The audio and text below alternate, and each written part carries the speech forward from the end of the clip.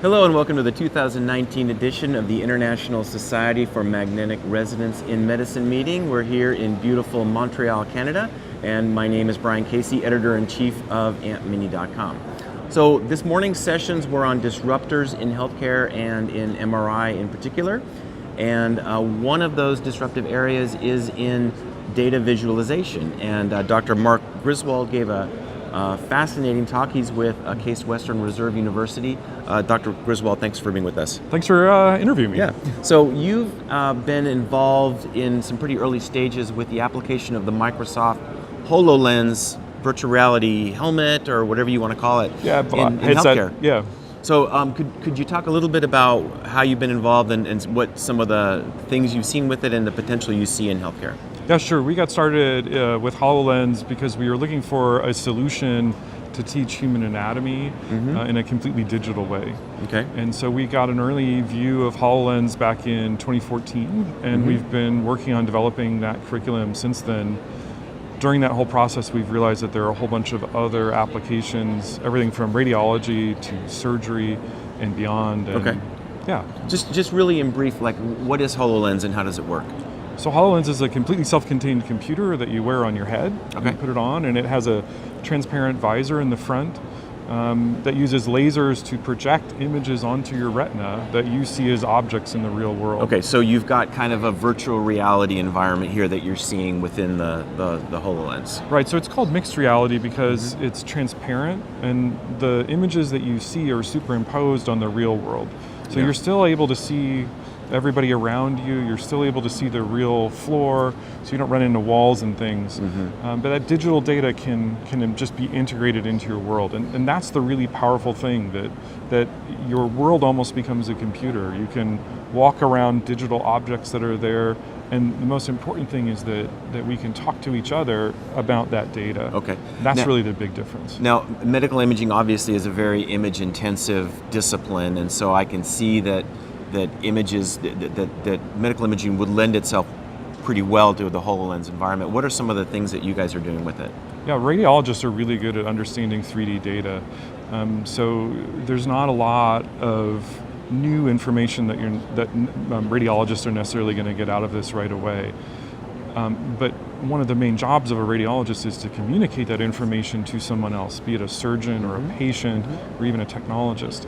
And those different groups of people may have different biases in their view of 3D data, or may not fully understand 3D data.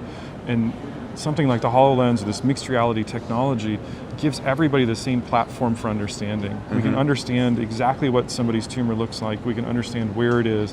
So whether you're a radiologist, a surgeon, a resident, a med student, or a patient, you can all understand exactly what that tumor is and what's going to happen.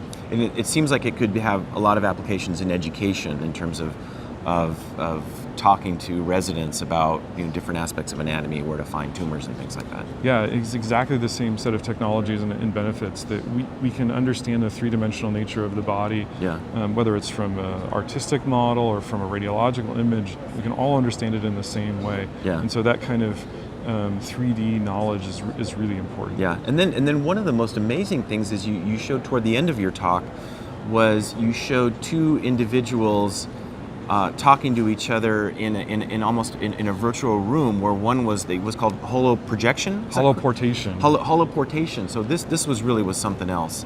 Where an individual was holoported into a room and was interacting with the other person in that room, and the applications of that, it seems to me, are just limitless. Yeah, way beyond medicine. That piece of technology is going to impact society just like the radio did, just like the television did, just like the internet did. It's going to be the next huge revolution in how humans interact with each other. And I could almost see holoconsultations between patients and doctors, without any consideration for distance between them. Right. This is going to be happening in the next 1, 2, 3 years. That's not even far away.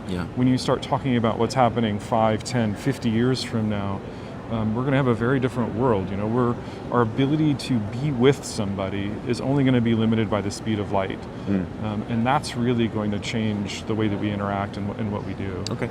Now, at Case Western, you're opening a new facility in July. You mentioned 6 weeks from now. And will the HoloLens be a part of that? The mixed reality a part of that? Yeah, I didn't really have time to go through the whole curriculum in my talk, but what used to be just one course on anatomy is now being broken up into 3 sections.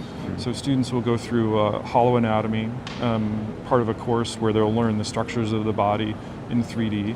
They'll also have a third of the time will be in radiology, where they're going to be learning real-life imaging methods on real patients. And then the other third will be physical diagnosis supported by ultrasound. Excellent. And so we're taking the slow time that it used to be in the class just doing gross anatomy, accelerating that with holoanatomy, and then using the rest of that time to give them real-life interactions with patients. So we call it living anatomy now. Perfect. Well, we'll look forward to getting updates on that. Yeah. Dr. Griswold, thanks for being with us. Thanks for the time. Sure. Signing off from Montreal, my name is Brian Casey.